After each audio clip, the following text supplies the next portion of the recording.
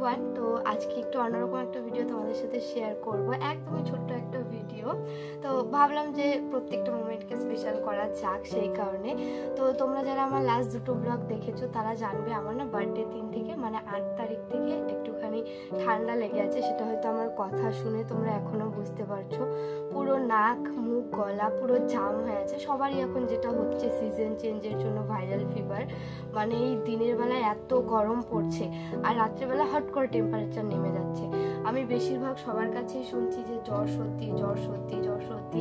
আমারও তার অন্য কিছু হয়নি, আর আমার কিছু একটা হলে না আমার সবচাইতে আগে যেটা প্রবলেম হয়, আমার খেতে ইচ্ছে করে না, খাওয়া দাওয়া বন্ধ হয়ে যায়। আমার মা বাবা ইভেন আমার বাড়ির সবারই একটা চিন্তা, খাস না কেন খাস না কেন, কি খাবি কি খাবি বলে আমার পেছনে সারাক্ষণ পড়ে থাকে।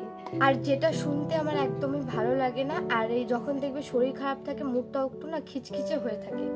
তো আমার সত্যি কথা বলতে খাওয়ার কথা বা খাবারের জিনিস একদমই পছন্দ হয় না। যখন আমি ঠিক থাকি তখন আমার একটা রুটিন আছে, সেই রুটিন অনুযায়ী আমি একটু আদ্র হলেও খাই।